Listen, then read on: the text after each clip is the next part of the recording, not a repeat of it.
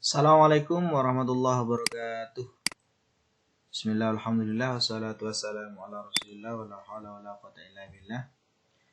Amma ba'du. Anak-anak yang berbahagia, hari ini kita memasuki pelajaran akidah akhlak. Kita sudah nyampai pada bab 8. Di situ silahkan buka buku paket kalian halaman 107. 107 kalian akan bertemu dengan bab 8 yang mana di sana terdapat bab atau materi tentang hidup damai dengan tetangga dan masyarakat. Nah, di halaman 109 langsung kalian buka. Nah, tetangga, hidup bermasyarakat itu tidak lepas dari sosok tetangga. Tetangga, siapa tetangga itu? Tetangga adalah siapa saja yang bertempat tinggal di sekitar rumah kita. 40 rumah ke segala arah itu maksudnya ke arah kanan, kiri, depan, belakang, sekeliling itu 40 rumah ke segala arah. Baik muslim ataupun non-muslim. Non-muslim itu maksudnya orang yang tidak beragama Islam. Itu tetap tetangga kita. Nah, non-muslim itu artinya luas sekali ya anak-anaknya. Bisa beragama Kristen, bisa beragama Buddha, Katolik, Konghucu, tetap harus kita anggap sebagai tetangga. Kenapa? Kenapa kita harus menghormati tetangga kita, menganggap mereka sebagai tetangga? Karena berdasarkan hadis Nabi di halaman 110. An Abi Hurairah an Rasulillah sallallahu alaihi wasallam qala man kana yu'minu billahi wal yaumil akhir falyukrim jarahu. Bersabda Nabi Muhammad sallallahu alaihi wasallam, siapa yang beriman kepada Allah dan hari akhir hendaklah memuliakan tetangga. Jadi orang yang tidak memuliakan tetangga itu dianggap imannya tidak sempurna. Jadi orang yang memuliakan tetangga dianggap orang yang beriman. Selanjutnya anak-anak. Nah, mengapa kita harus berbuat baik kepada tetangga? Karena yang pertama, Nabi diberi pesan oleh Jibril. Malaikat Jibril berpesan kepada Rasulullah untuk berbuat baik kepada tetangga. Yang pertama karena pesan Jibril kepada Nabi Muhammad untuk selalu berbuat baik kepada tetangga. Yang selanjutnya, tetangga, karena tetangga banyak memberi perbantuan dan pertolongan saat kita membutuhkan. Nah, tidak mungkin kita menghubungi saudara kita yang ada di jauh, misalnya di luar kota. Nah, kita butuh pertolongan. Tidak bisa kita dengan cepat meminta bantuan kepada saudara kita yang jauh. Yang bisa atau yang paling mungkin kita mintai tolong adalah tetap tetangga. Ya, anak-anak ya. Selanjutnya, baik dan buruk seseorang diketahui oleh tetangga. Nah, karena itu tetangga harus kita hormati. Selanjutnya, akhlak kepada tetangga. Apa yang bisa kita lakukan kepada tetangga? Yang pertama, meringankan beban tetangga. Maksudnya kita kalau tetangga itu ada mempunyai hajatan, mempunyai kegiatan, mempunyai apa yang kesibukan, kita sebaiknya ikut membantu. Untuk apa? Untuk meringankan beban tetangga. Nah, yang kedua, tidak mengganggu tetangga. Nah, itu ya. Kita sebagai orang Islam yang baik, sebagai anak yang berpendidikan, tidak boleh mengganggu tetangga. Misalnya tetangga sedang istirahat, sedang tidur, tidak boleh kita menghidupkan suara musik, sound system dengan keras. Itu tidak sopan namanya ya. Selanjutnya, tidak membiarkan tetangga kekurangan. Nah, kalau kita mempunyai harta yang lebih, sebaiknya kita berinfak. Yang lebih baik adalah kepada orang-orang terdekat dulu, seperti tetangga. Selanjutnya,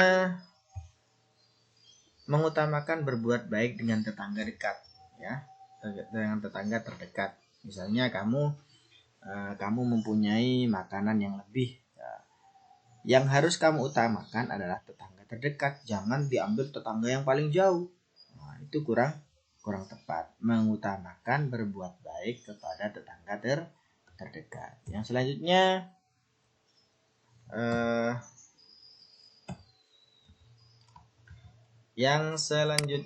mana tadi?